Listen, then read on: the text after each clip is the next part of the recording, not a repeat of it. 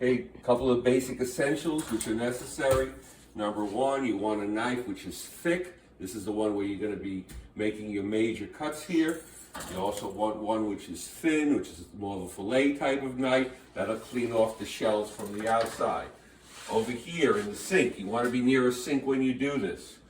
You want to have a colander there, and you also want to have a garbage accessible.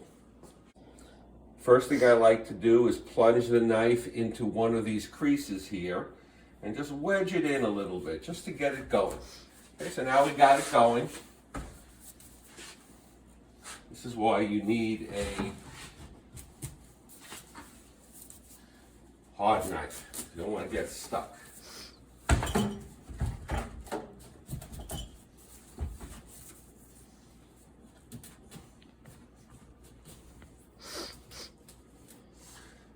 And once you got most of the way through, which is what all you need to do, you want to take the knife out carefully. Turn it upside down, begin separating it, and it'll just break apart like that. So now you got your two ends open. Next thing I like to do, you want to get the seeds out of the way. So I find that if you take the knife, I like using the fillet knife, and just working it around, just loosening up those spaghetti strands which hold the seeds in place. It's not stuff we're going to be using for the soup, but I probably could use it for the soup.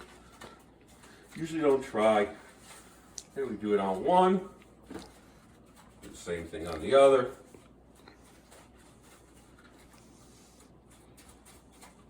And then really the only disgusting part of the work we're going to be doing next is to remove the seeds. And I'll demonstrate how that's done. Basically, we've loosened the stuff up. And this is a very good pumpkin. You can see how juicy it is.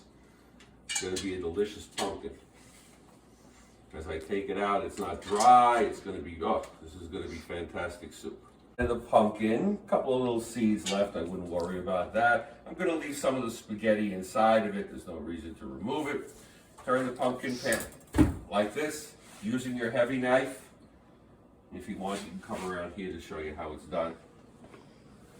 And what you do is you just gently wiggle it into place, and then just a little pressure down. That doesn't take much. Just basically you're making slices of it. Okay, we'll cut one more slice for the video. Again, we're going to be cleaning off this pumpkin. That's fine. As you can see, I got half the pumpkin cut up at this particular point. Now we're going to do some cleaning.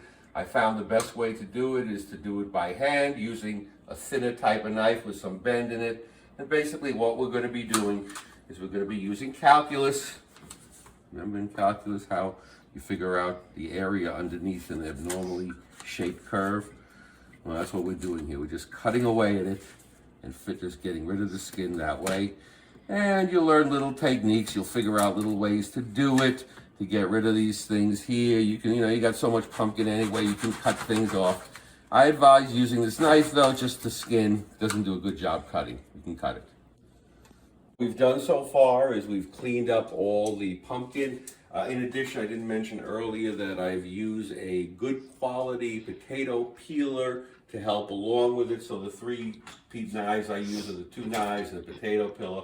What we've done is we've taken them, cutting them into cubes like this. We're going to put them into a 375-degree oven until they turn tender. That's usually about 35 minutes or so.